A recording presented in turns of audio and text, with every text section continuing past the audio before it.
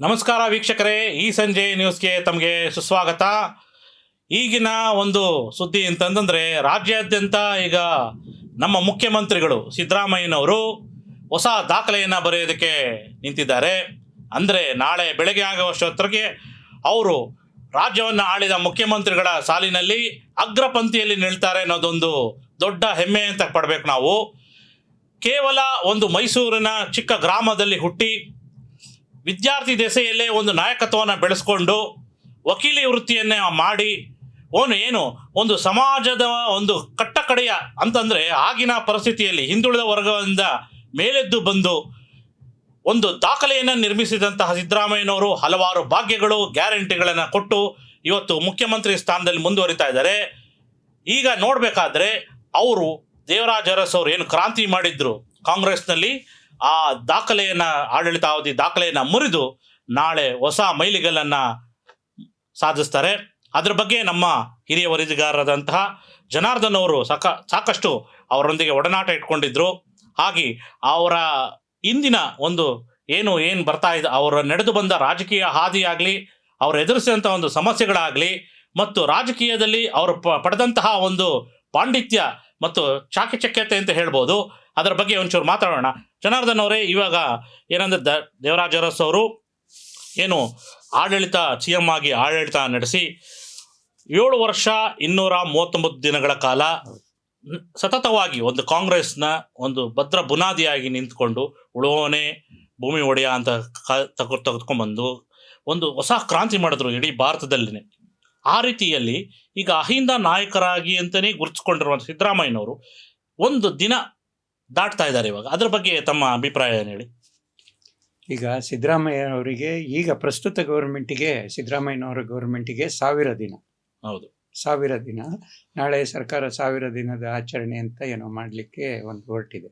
ಅದರ ಜೊತೆಗೆ ನೀವು ಹೇಳ್ದಂಗೆ 7239 ದಿನಗಳು ಏನು ದೇವರಾಜ ಅರಸು ಅವರು ಆಡಳಿತ ಮಾಡಿದ್ರು, ಆ ಆಡಳಿತವನ್ನು ಸರಿಗಟ್ಟಿ ದಾಖಲೆ ಮುರಿದು ಮುನ್ನುಗ್ತಾ ಇದ್ದಾರೆ ಸಿದ್ದರಾಮಯ್ಯ. ಈಗೇನು ಮುಖ್ಯಮಂತ್ರಿಗಳ ಲೀಸ್ಟ್ ಇದೆ, ನೀವು JH ಪಟೇಲು, ರಾಮಕೃಷ್ಣ ಹೆಗಡೆ, ದೇವರಾಜು, SM ಕೃಷ್ಣ ಅವರು, ಯಡಿಯೂರಪ್ಪ, ಇವರೆಲ್ಲರಲ್ಲೇ ಇವರೀಗ ಅಗ್ರಸ್ಥಾನದಲ್ಲಿ ನಿಲ್ತಾರೆ. ಅತಿ ಹೆಚ್ಚು ದೀರ್ಘಾವಧಿ ಆಡಳಿತ ನಡೆಸಿದ ಮುಖ್ಯಮಂತ್ರಿಗಳು ಮತ್ತು ಮುಂದೆ ಈಗ ನಡೆಸುವಂಥ ಮುಖ್ಯಮಂತ್ರಿಗಳ ಸಾಲಲ್ಲಿ ಈಗ ಸಿದ್ದರಾಮಯ್ಯನವರು ನಿಲ್ತಾರೆ.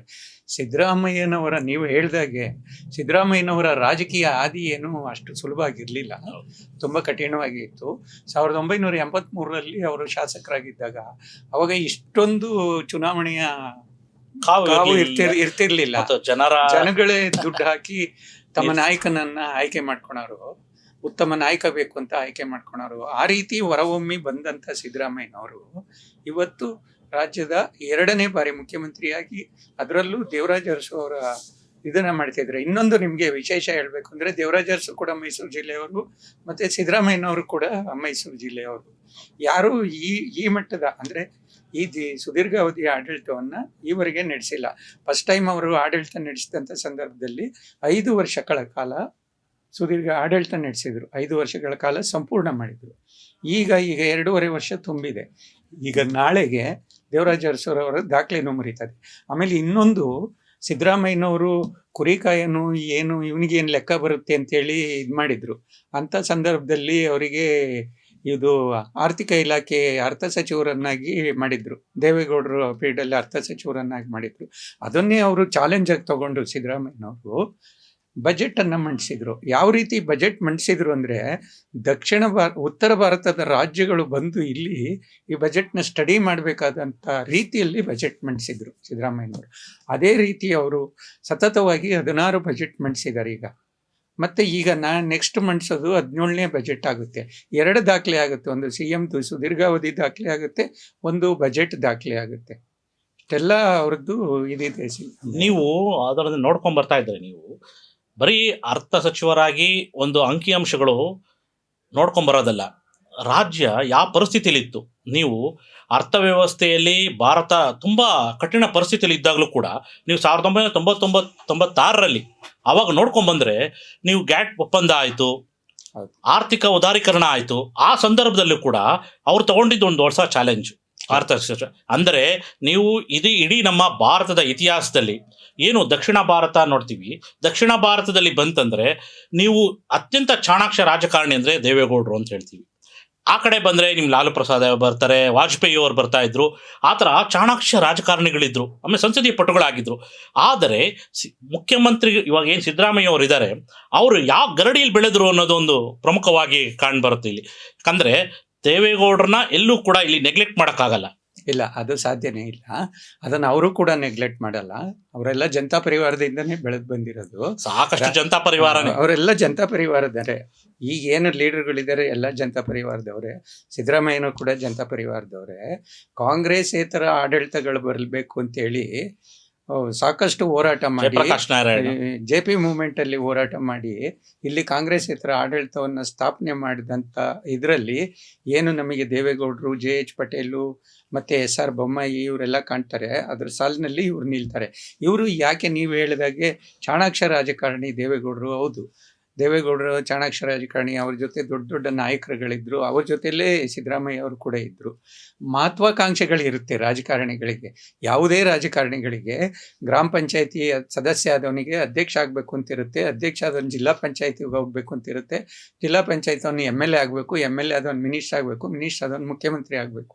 ಈ ರೀತಿ ಮಹತ್ವಾಕಾಂಕ್ಷೆಗಳಿರುತ್ತೆ. ಈ ಮಹತ್ವಾಕಾಂಕ್ಷೆ ರಾಜಕಾರಣಿಗಳಲ್ಲಿ ಸಿದ್ದರಾಮಯ್ಯರು ಒಬ್ಬರು. ಅವ್ರಿಗೆ ಏನಾಯಿತು, ಈ 45 ವರ್ಷ ಹೆಚ್ಚು ಕಡಿಮೆ ಅವರು ಸಾಂವಿಧಾನಿಕ ಅಧಿಕಾರದಲ್ಲೇ ಇದ್ದಾರೆ.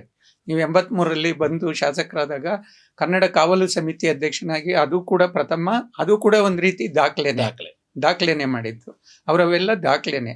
ಮತ್ತು ಫಸ್ಟ್ ಟೈಮ್ ಗೌರ್ಮೆಂಟ್ ಬಂದಂಥ ಸಂದರ್ಭದಲ್ಲಿ ಅಲ್ಲಿ ಹೋಗಿ ಅವರು ಪ್ರಮಾಣ ವಚನ ಸ್ವೀಕರಿಸಿ ಬಂದು ಮಾಡಿದ್ದ ಕೆಲಸ ₹1 kg ಅಕ್ಕಿ ಫ್ರೀ ಅನ್ನಭಾಗ್ಯನ ಜಾರಿ ಮಾಡಿದರು. ಈಗ ನಿಮಗೆ ಸೆಕೆಂಡ್ ಟೈಮ್ ಅವರು ಇಷ್ಟೊಂದು ಬಹುಮತ, ಅವರು ನಿರೀಕ್ಷೆ ಮಾಡಲಾರದಷ್ಟು ಮಟ್ಟದಲ್ಲಿ ಕಾಂಗ್ರೆಸ್ಸಿಗೆ ಬಹುಮತ ಬಂದು ಅವರು ಇಮಿಡಿಯೇಟಾಗಿ ಅವರು ಏನು ಚುನಾವಣಾ ಸಂದರ್ಭದಲ್ಲಿ ಭರವಸೆಗಳನ್ನು ಕೊಟ್ಟಿದ್ದರು, ಗ್ಯಾರಂಟಿ ಭರವಸೆಗಳನ್ನು, ಆ ಭರವಸೆಗಳನ್ನು ಈಡೇರಿಸುವ ಕೆಲಸ ಮಾಡಿದರು. ಅವ್ರು ನೋಡಿ, ಅರ್ಥ ಸಚಿವರಾಗಿರೋದಕ್ಕೆ 16 ಬಜೆಟ್ ಮಂಡಿಸಿರೋದಕ್ಕೆ ಅವರು ಇವತ್ತು ತುಂಬ ಆರ್ಥಿಕವಾಗಿ ಮತ್ತು ಅಭಿವೃದ್ಧಿ ಕೆಲಸಗಳಿಗೆ ಸಾಕಷ್ಟು ಹೊಡೆತ ಬೀಳ್ತಾ ಇದೆ. ಆದರೂ ಗ್ಯಾರಂಟಿಗಳನ್ನು ಕೊಟ್ಟು ಉಳಿಸ್ಕೊಂಡು ಈ ಎಕನಾಮಿಕ್ ಸಿಚುವೇಶನ್ನ ಮ್ಯಾನೇಜ್ ಮಾಡ್ತಿದ್ದಾರೆ. ಬಿಕಾಸ್ ಅವರ ಒಂದು ಅನುಭವ. ನೀವು ಸಿದ್ದರಾಮಯ್ಯ ಅವರು ಈ ಮಟ್ಟಕ್ಕೆ ಬೆಳೀತಾರೆ ಅಂತ ಯಾರು ನಿರೀಕ್ಷಿಸಿರ್ಲಿಲ್ಲ. ಮೊದಲೇ ನೀವು ಹಿಂದೆ ನೋಡ್ಕೊಂಡ್ಬಂದರೆ ಅವರನ್ನ ಸೋಲ್ಸೋದಕ್ಕೇನೆ ಒಂದು ಪಡೆ ಸಜ್ಜಾಗ್ತಿತ್ತು. ನೀವು ಯಾವಾಗ ಅವರು ಕಾಂಗ್ರೆಸ್ ಜನತಾದಳ ಅಪ್ಪಟ ಕಾಂಗ್ರೆಸ್ಸನ್ನು ವಿರೋಧಿಸ್ಕೊಂಡು ಬರ್ತಾ ಇದ್ದ ನಡುವೆಲಿ ಕಾಂಗ್ರೆಸ್ಗೆ ಬಂದಾಗಲೂ ಕೂಡ ಅವರು ತುಂಬ ನಿಲ್ಲಿಲ್ಲ. ಎಲ್ಲವೂ ಕೂಡ ಅವರ ಏನು ಸಾಮರ್ಥ್ಯ ಇತ್ತು, ನೀವು ಯಾವ ರೀತಿ ನಾನು ನಾಯಕನಾಗಿ ಹೊರಹೊಮ್ಮಬಲ್ಲೆ ಅನ್ನೋದನ್ನು ಅವರು ಸಾಕಷ್ಟು ತೋರಿಸ್ಕೊಟ್ರು. ವಿಪಕ್ಷ ನಾಯಕರಾಗಿದ್ದರು. ಆ ಚುನಾವಣೆ ನೀವು ಹತ್ತಿರದಿಂದ ನೋಡ್ಕೊಂಡ್ಬಂದ್ರಿ. ಚುನಾವಣೆ, ಚಾಮುಂಡೇಶ್ವರಿ ಚುನಾವಣೆ ಬಂತು. ಆ ಸಂದರ್ಭದಲ್ಲಿ ನೀವು ಅಲ್ಲೇ ವರದಿ ಮಾಡಿದ್ರಿ ಅನ್ಸುತ್ತಲ್ಲಿ. ಹೌದು, ನಿಜ, ಅದು ಕೂಡ ನಿಜ. 2004ರಲ್ಲಿ ಏನು ಅವರು JDS ಇಂದ ಉಚ್ಚಾಟಿತರಾಗ್ತಾರೆ, JDS ಇಂದ ತೆಗೆದಾಕ್ತಾರೆ. ಅವರು ಮತ್ತೆ ಸುಮ್ಮನೆ ಕೂರಲಿಲ್ಲ. ABP-JD ಅಂತ ಪಕ್ಷ, ಅಖಿಲ ಭಾರತ ಜನತಾದಳ ಪಕ್ಷ ಕಟ್ಟಬೇಕು ಅಂತ ಕಟ್ಟಿದ್ರು ಅವ್ರ ಜೊತೆ ಬಂದವ್ರ ಜೊತೆ. ಬಟ್ ಅದು ಸಕ್ಸಸ್ ಆಗಲಿಲ್ಲ. ಆ ನಂತರದಲ್ಲಿ ಸಿದ್ದರಾಮಯ್ಯ ಒಬ್ಬ ಪ್ರಭಾವ ರಾಜಕಾರಣಿ, ಸಿದ್ದರಾಮಯ್ಯನ ಜೊತೆ ಹಿಂದೆ ಏನೋ ಒಂದು ಶಕ್ತಿ ಇದೆ ಅನ್ನೋದೊಂದು ಇತ್ತು. ಅದನ್ನು ಗುರುತಿಸಿ ಕಾಂಗ್ರೆಸ್ ಅವರಿಗೆ ರೆಡ್ ಕಾರ್ಪೆಟ್ ಹಾಕಿ ಆಹ್ವಾನ ಮಾಡ್ತು. ಅವತ್ತು ಕಾಂಗ್ರೆಸ್ಸಿಗೆ ಸೇರ್ಪಡೆಯಾದಂಥವರು ಅವತ್ತಿಂದ ಇವತ್ತವರೆಗೂ ಹಿಂದಿರುಗಿ ನೋಡಲಿಲ್ಲ. ಆ ನಾಯಕತ್ವವನ್ನು, ಆ ಕಾಂಗ್ರೆಸ್ನ ಕಟ್ಟಿ ಬೆಳೆಸೋದ್ರಲ್ಲಿ ಮತ್ತು ಕಾಂಗ್ರೆಸ್ಸಲ್ಲಿ ನಾಯಕರಾಗಿ ಹೊರಹೊಮ್ಮೋದ್ರಲ್ಲಿ ಅದನ್ನು ಅವರು ನೀಟಾಗಿ ಕಾಪಾಡ್ಕೊಂಡು ಬಂದಿದ್ದಾರೆ. ಇವತ್ತು ನೋಡಿ, ಕಾಂಗ್ರೆಸ್ಸಲ್ಲಿ ನಿಮಗೆ 30-40 ವರ್ಷ ಸೇವೆ ಮಾಡಿರೋರು ಇವತ್ತು ಏನು ಸಿಕ್ಕಿಲ್ಲ ಅಂತ ಕೊರಗ್ತಾ ಇದ್ದಾರೆ.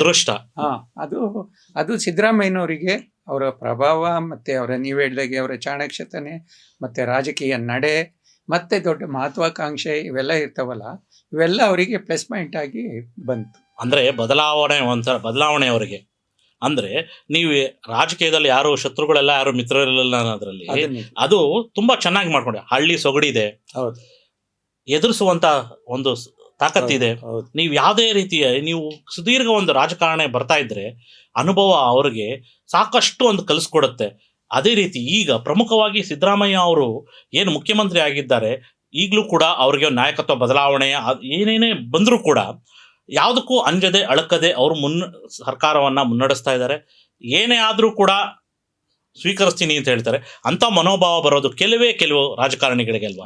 ಅದು ನಿಜ ಕೂಡ. ಅವರು ನೀವು ಫಸ್ಟ್ ಟೈಮ್ ಅವರು ಮುಖ್ಯಮಂತ್ರಿ ಆಗಿದ್ದಾಗಲೂ ಕೂಡ ದಲಿತ CM ಕೂಗ್ ಬಂತು. ಇದೇ ರೀತಿ 2.5 ವರ್ಷ ಆದಂಥ ಸಂದರ್ಭದಲ್ಲಿ ಅವರು ಬಿಟ್ಕೊಡ್ಬೇಕು, ದಲಿತ CM ಆಗಬೇಕು ಅಂತ ಪರಮೇಶ್ವರ್ ಅವರು ಮತ್ತು ಇನ್ನಿತರರು ದಲಿತ CM ಕೂಗೆದ್ದಟ್ಟು.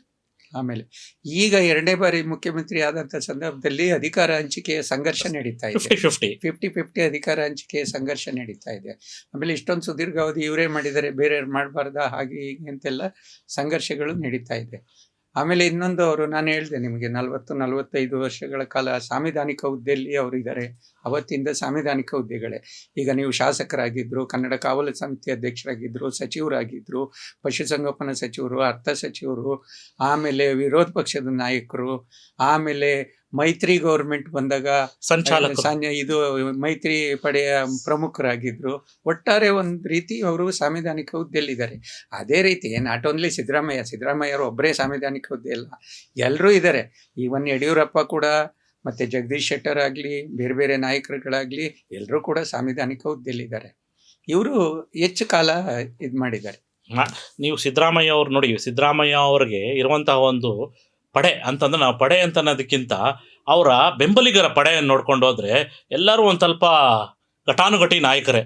ಈಗ ಅವರ ಒಂದು ಏನು ಹೊಸ ದಾಖಲೆ ಮೈಲಿಗಲ್ಲು, ಇದೊಂದು ಹೊಸ ಒಂದು ರಾಜ್ಯಕ್ಕೆ ಆಗಲಿ, ಒಂದು ನಮ್ಮ ಕಾಂಗ್ರೆಸ್ ಇದಕ್ಕೇನೆ ಒಂಥರ ಒಂದು ಹಬ್ಬದ ವಾತಾವರಣ ಅಂತ ಮಾಡ್ಬೋದಾ?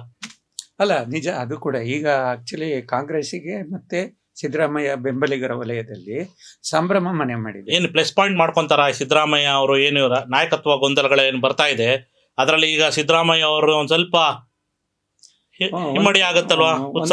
ಉತ್ಸಾಹ ಇಮ್ಮಡಿ ಆಗುತ್ತೆ, ನ್ಯಾಚುರಲ್ ಆಗಿ ಆಗುತ್ತೆ. ಅದು ಸ್ವಾಭಾವಿಕವಾಗಿ ಆ ಉತ್ಸವ ಇಮ್ಮಡಿ ಆಗೇ ಆಗುತ್ತೆ, ನಾನು ದಾಖಲೆ ಮುರಿದೆ ಅಂತ. ಬಟ್ ಇನ್ನೊಂದು, ದೇವರಾಜ ಅರಸುನೇ ಸಿದ್ದರಾಮಯ್ಯನೇ, ಅದನ್ನು ಅವರು ಕೂಡ ಹೇಳ್ಕೊಂಡಿದ್ದಾರೆ. ದಾಖಲೆ ಈಗ ಸಿದ್ದರಾಮಯ್ಯ ಮುರಿದಿರ್ಬೋದು, ಮುಂದಿನ ದಿನಗಳಲ್ಲಿ ಸಿದ್ದರಾಮಯ್ಯನವ್ರ ದಾಖಲೆ ಇನ್ನೊಬ್ರು ಮುರಿಬೋದು. ಆ ರೀತಿ ಘಟನೆಗಳು ನಡೆಯೋ ಸಾಧ್ಯತೆಗಳಿದೆ. ಈ ಬದಲಾವಣೆ, ಈ ಕರ್ನಾಟಕ ರಾಜಕಾರಣಗಳನ್ನ ನೀವು ತೊಳ್ಕೊಂಬಂದ್ರೆ ಇನ್ನು ಈ ದಾಖಲೆ ಮುರಿಯೋದು ತುಂಬ ಕಷ್ಟ ಅನಿಸುತ್ತೆ ನಮಗೆ. ಹೌದು, ಈಗ ದೇವರಾಜ ಅರಸುದು ಯಾವಾಗಿಂದ ಇತ್ತು ದಾಖಲೆ? ಆ ಕಾಲದಲ್ಲಿ 80ಕ್ಕಿಂತ ಹಿಂದೆ ಇದ್ದಿದ್ದು. ಈಗ ಎಷ್ಟು ವರ್ಷ ಆಯಿತು? 4.5 ದಶಕಗಳು ಬೇಕು ಕಳೆದಾಗಿದೆ. ಅದೇ ರೀತಿ ಇನ್ನೊಂದು ಆಗೋ ಸಾಧ್ಯತೆಗಳು ಇರುತ್ತೆ. ಈಗ ನೋಡಿ, ನೀವು ದೇಶದಲ್ಲಿ ಮೋದಿ ಪ್ರಧಾನಿ ಆಗ್ತಾರೆ ಅಂತ ಯಾರು ಅಂದ್ಕೊಂಡಿದ್ರ? ಅವರು 3ನೇ ಬಾರಿ ಆಗ್ತಾರೆ ಅಂತ ಅಂದ್ಕೊಂಡಿದ್ರ? ಆ ರೀತಿ ನಡೀತವೆ.